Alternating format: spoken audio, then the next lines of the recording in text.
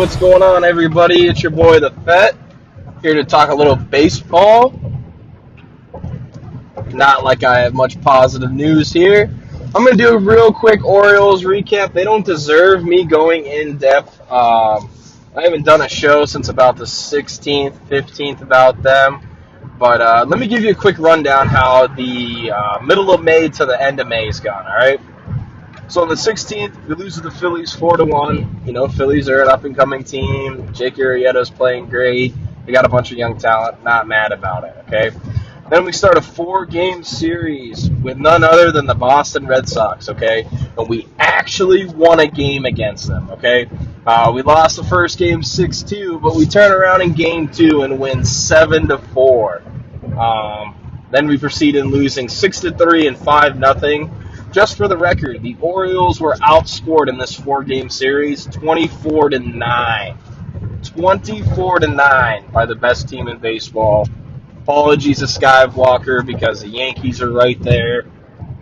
If you don't think the Yankees and the Red Sox are the two best teams in baseball right now, I think you need to check the stats. A lot of props given to the Houston Astros. They're a great team too.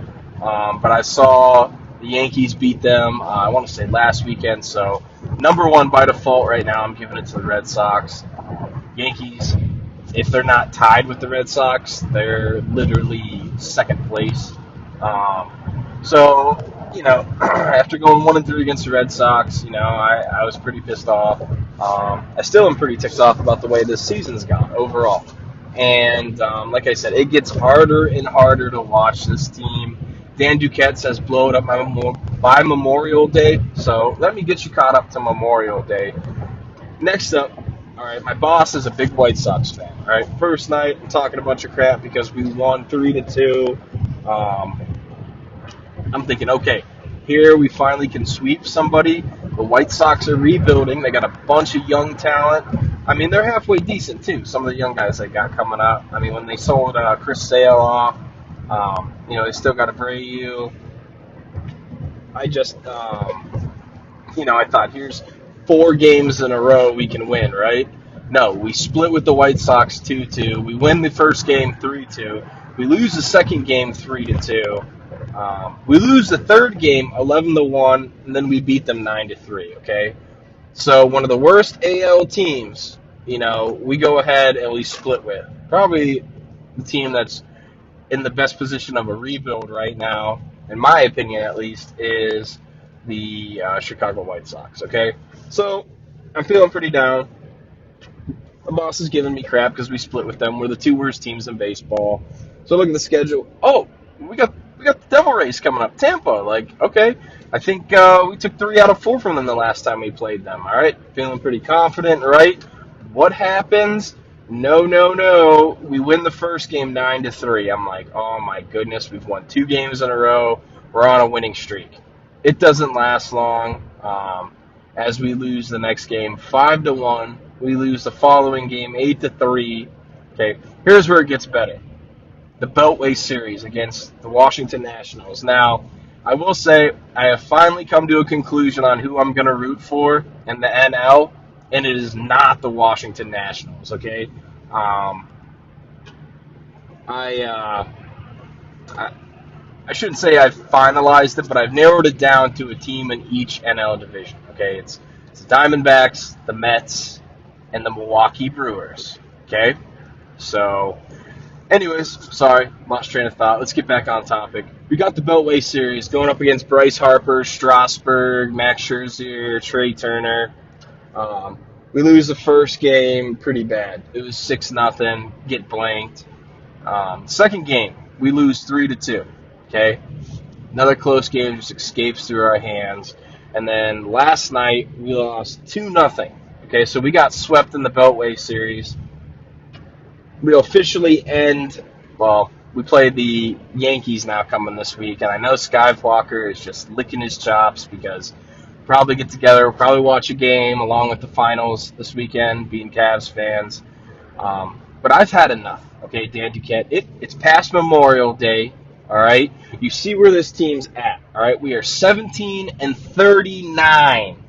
17-39, okay? We are the worst team in the AL East. We might very well be the worst team in the whole AL. Maybe all of Major League Baseball.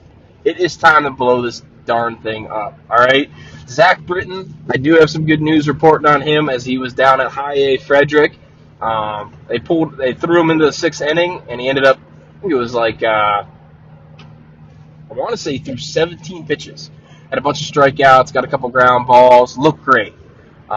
He's not exactly. They don't have a timetable on how many rehab games he's going to play, but Zach Britton's on his way, so we have help, and that helps the bullpen because that means Brock can start being the setup man again. He can split time with O'Day, and hopefully that he can even get thrown in here and there to relieve someone like Michael Givens, who Buck Showalter continues to call on over and over and over again. It's his bell cow. I don't get it, guys. I'm at a loss for this team right now. If you guys want, I'm going to have SkiveWalker put some of my social media handles down on there, my Twitter, my personal Twitter that I use for just sports in general. 9 times out of 10, I'm retweeting or tweeting something that's strictly sports. If you guys want to follow me, it's Sports Guy Rye 29. Just embarrassing. I'm reading through some of the tweets. I follow a bunch of parody accounts, and the Orioles. I don't ever remember a time of them being this bad. They're on pace to have 100 losses. I keep reiterating that, but it's something that even through those dark 2000s seasons, okay, we didn't have to deal with. We didn't have a 100-loss season. We had 80, we had 90, but we won over 60 games. Actually, if you win over, 62 games, you stay under 100 losses. Well, that is very well in jeopardy. They are on pace to have maybe one of the worst teams in franchise history. What do I have here for bright spots over May? Manny Machado, as of yesterday, he was first in RBIs. He was fourth in home runs with 16, and he was sixth in batting average. So his numbers declined a little bit towards the end of May. David Hess, thank you for stepping up. He's a prime example of what we need to do. Let these young guys play. If we're already going to tank and we're going to get crushed and we're going to be the worst team, you might as well let some of these prospects grow. I don't know why Austin Hayes isn't promoted. I mean, you promoted Joey Ricard, who hasn't done anything. Why is Gentry still on the roster? At this point, I'd free agent him. It's nothing personal. It's just it's time to bring the youth in. Let some of these young guys play. Cisco, he's playing almost every day behind the plate. He's looking good. Can't complain about him in his first year pulled up. And it's just getting to that point, guys, where it's not even June, okay? And thank goodness football is 99 days away. 99 and counting. I'm over this season for the Orioles. Blow it up. Duquette needs to go. And I'll tell you another person needs to go. Brady Anderson, okay?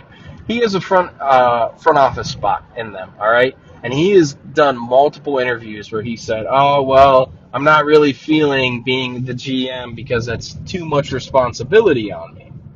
Like he doesn't want to do the responsibilities. But the problem I have with him every single time, okay, with Brady Anderson is he constantly, all right, has shown that, hey, he wants to be somebody and be in the franchise and run around and be this, I guess, figurehead of the Orioles franchise. Brady, you didn't do much, man. Like, you may be known in Baltimore, but I seriously do not think you're a Hall of Fame type player. And I don't know if I want him influencing the youth of this team. Like I said, I've had it. Blow it up. Dan Duquette's got to go. And another thing is the management needs to learn something, okay? If you're not willing to shell out the money, okay, for Manny Machado, what is that telling your fans, okay? A homegrown player, someone you drafted in the first round who came through the ranks with us, okay, and you're not even willing to throw money at him, I mean, you've quit negotiations. It's just unbelievable. And um, I've had my wits end. They're on a 5-game losing streak. They're 22 games back in the AL East. And we're not even in June yet. And we got the Yankees coming up. Perfect, right? I'm at a loss for it. The last thing I want to hit on is I want to do my daily hate on Chris Davis, okay? Jim Palmer, in an interview, post-game interview for the Orioles, if you don't know who he is, okay, Jim Palmer is a legend. He's one of the greatest pitchers of all time. He might be the greatest Orioles pitcher of all time. He made a lot of good points in this post-game interview talking about Chris Davis isn't even keeping his head on the ball. I've got pictures of it. I've shared it. I've tweeted it. I mean, I am sickened by this dude. Supposedly, him and the hitting coach put in some extra work. Palmer talked to him. No, he didn't do any extra work. And it's showing right now as he is batting 150 something. I mean, this is a guy we're paying $23 million for. You know what I mean? And I absolutely am just over Chris Davis. They need to find a way. Either he needs to take a pay cut or they need to cut him and eat the cat because he's not even worth keeping on the roster at this point. Put Trey Mancini or Mark Trumbo at first base. Hell, I would be all right if he just played DH and he split time with Pedro. Because at this point, I am over Chris Davis. I'm not wearing his jersey anymore. That's how mad I am at this dude. You got rewarded with a big contract and a small market team, and this is how you treat us in return? No working on your game in the off season. You got your freaking Adderall prescription that you were suspended for 2 years ago. It's appalling. So, some other things I want to hit on real quick. We're wearing down. We're past Memorial Day, which means basically the trade deadline's coming up. All right, the All-Star Game voting opens on Friday. Go vote for your favorite players, please, please. I know I will vote for about Manny Machado. That's about it. I'm not voting for anybody else on the Orioles because they don't deserve it. And honestly, it's going to be hard to argue Manny Machado versus, Didi, Frankie Lindor. He's got his work cut out for him. I don't know if there'll be an Oriole that makes the All-Star team.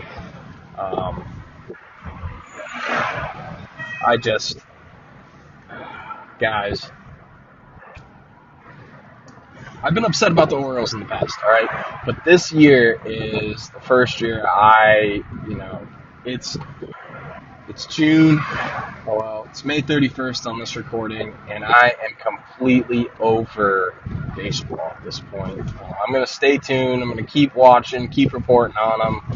But if you're an Orioles fan like me, most of you guys that listen to me aren't, though. So you're probably just laughing at me. It's not getting any better. It really isn't. It's time to blow it up. Zach Britton's coming back. See what you can get for him. I support a total teardown right now, almost like the Astros did, 5-6 years ago. I just don't know where else to go. They need to, whatever they decide to do with Manny is up to them. I prefer them not to trade Manny Machado. You want to trade Zach Britton and maybe a Trumbo. Don't trade Scoop. I think all you can do is trade Zach Britton. You need him to come back. You need him to be healthy and show out for a couple weeks before somebody needs a closer. For instance, Pittsburgh Pirates need a closer. You know what I mean? They got some nice prospects, but the Pirates are losing gains to the Brewers and the NL Central as the Cubbies are starting to heat up. The Cards, that whole division. If there's one division that equals out to being as difficult to play in as the AL East and the NL, it for sure is the NL Central. Despite them, having the punching bags that are the Cincinnati Reds, which right now would probably beat the Orioles. So yeah. But I got to give it to SkiveWalker. His team's having a great year. I know he's excited to see what these guys do towards the end of the season. There's a lot of trade rumors. I'm hearing Mad Bum might be coming to the Yankees, which terrifies me because they are one or two rotation guys from being a serious threat to sweep anyone they come in contact with in the playoffs. About the only team that they should be worried about. I do believe Houston has a little bit better rotation, but man, the Yankees are back, ladies and gentlemen. And honestly, so are the Red Sox. They're not going anywhere. They might make a couple of deals. They just DFA'd Hanley Ramirez. They said, oh, first baseman, whatever. We got Mitch Moreland. And they DFA'd him. So we'll have to see where this goes. Right now, I'm going to pass the ball right now to SkiveWalker for him to give you a little bit of Yankees updates. Take it away, big man. Thank you, sir, for another job well done. What is going on, guys? SkiveWalker here, and I'm going to talk a little bit about the New York Yankees. Sorry, guys, for the lack of production, the lack of videos, the lack of content. I do truly apologize. If you guys know me and the wife just got our house, and currently today is actually moving day. Just got a little bit of a break just to talk some baseball to you guys. I wanted to get all this uploaded today, but I don't know if I'm able to do this. Today is Friday. I may not be able to get it up until Saturday, probably later on. I'm not sure. But other than that, guys, you guys don't want to hear about that. But let's go right into the New York Yankees. Just a week in review. I'm not going to hit you with too many stats because, like I said, I've been busy getting ready for this move. Work's been kind of a nut house. But the Yankees did face the Texas Rangers last week. They only won one game. They dropped the other two. The one, CC just struggled just a little bit. Actually struggled quite a bit. The Yankees got into a slugfest, and normally they win the slugfest, but this time they lost, so they took the L against the Rangers 12-10. They only won, like I said, the Rangers took 2 or 3 from us. It happens. Texas is either a really good ball club or a really bad ball club, just depending on what time you face them. Then we rolled into the Los Angeles Angels, going on a little bit of an AL West competition spree here. Took 2 or 3 from the Angels, looked pretty good in the series against Mike Trout, although Mike Trout had that amazing, unbelievable day, showing everybody, once again, why he is, without a doubt, the best player in baseball. Underline, bold, highlight his name. Best player in the baseball. Best player in Major League Baseball. Can't beat him. If you're starting to franchise today, I love you, Aaron Judge, but I'm still taking Mike Trout over you. I'm taking Mike Trout over everybody. The guy is just truly phenomenal. He's a great hitter. Hits for power, steals bases, plays excellent defense, probably the best defensive center fielder in the league.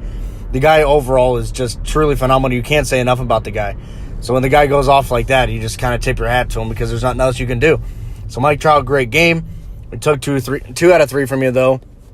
As Angels are starting to fall, Tanaka struck out Ohtani, even though we were all kind of hoping we could have that Masahiro Tanaka and Ohtani pitching matchup, but they pulled Ohtani from the rotation for this game and then made him just a hitter for the series. So we didn't get to face him as a pitcher, but it was nice seeing Tanaka strike him out. And we go and face Houston. Took 2 or 3 from the defending champs. The Yankees have done very well against Houston this year. And all in all, guys, it's looking like it's going to be a collision course in the World Series. It really does. The Yankees and Houston right now are looking like the 2 best teams in the East, although we're a game and a half back. Boston is still plugging along and chugging along, and they're still a good ball team, as much as it pains me to say it. But I just feel like somehow Boston's going to choke like they always do towards the end, and the Yankees are going to end up winning the East and then going on to face either Cleveland or Boston in the wild card game. Or wild card round, I should say. Because I think either Boston or the Yankees will have the best record, followed by Houston. With the Indians are starting to pick it up. They had that win streak. They called that young kid up, Bieber, and they just sent him down today. But the Indians look pretty good. They're getting on that win streak.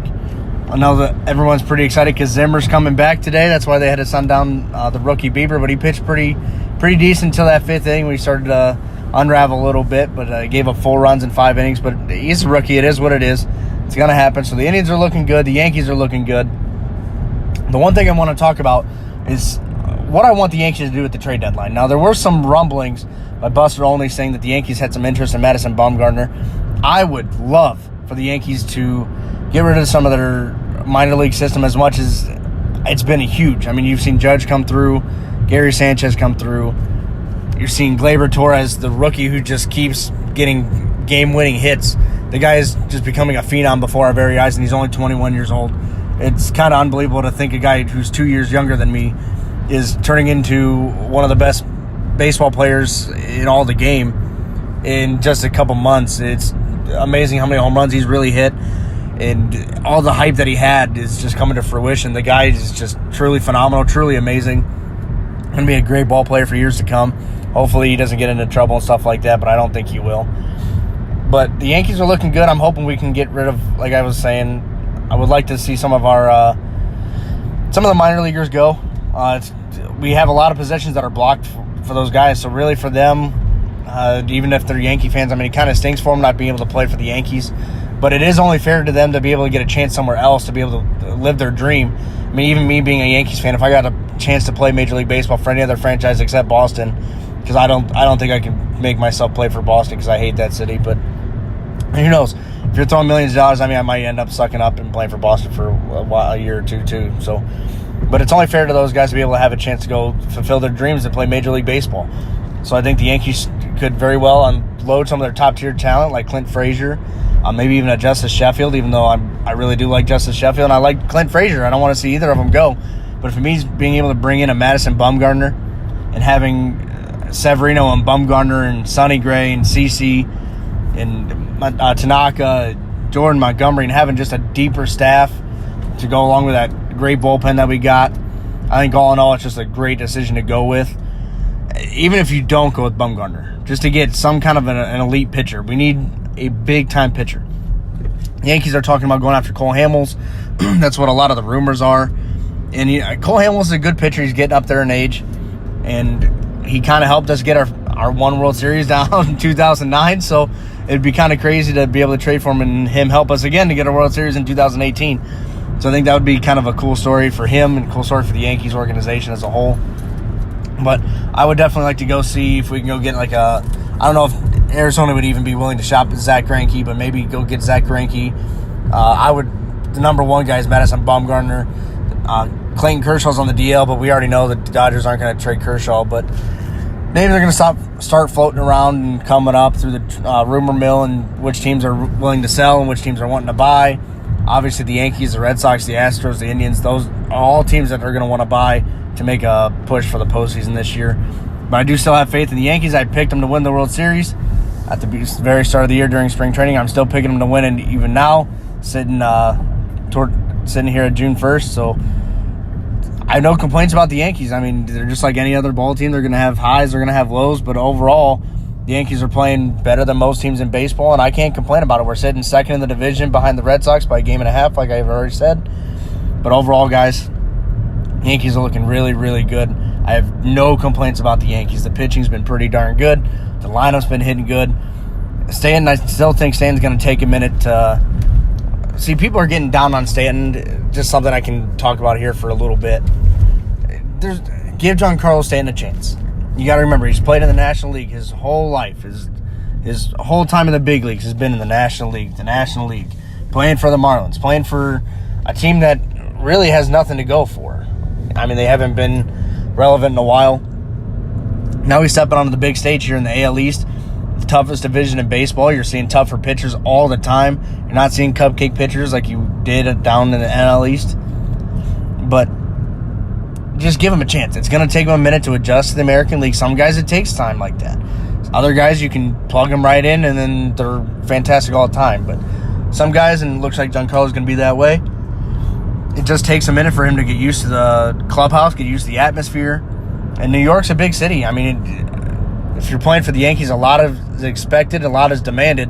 And if you're not performing, they want you the heck out. Well, I don't want to run Giancarlo out of the city just yet. I mean, the guy was the NL MVP last year.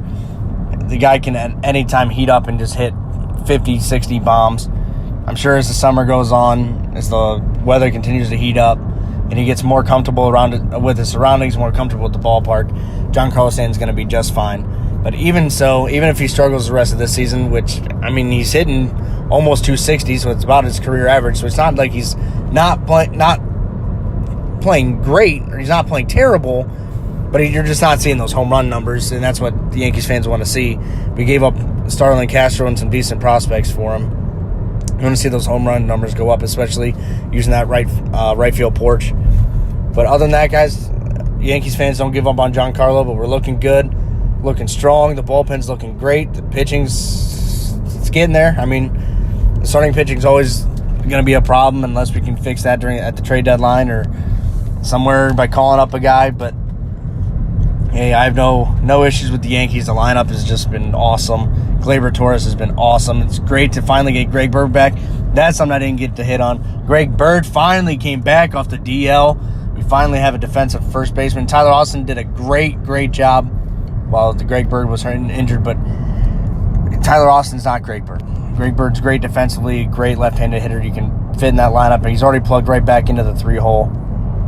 It's a guy that's really hard to replace. So Greg Bird, great to have you back. Another great addition to this lineup. Another power hitter just to go right inside it.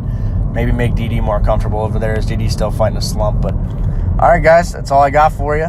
Just a quick Yankee report, Yankee review, just some thoughts, some curiosities of mine, what I want to see them do.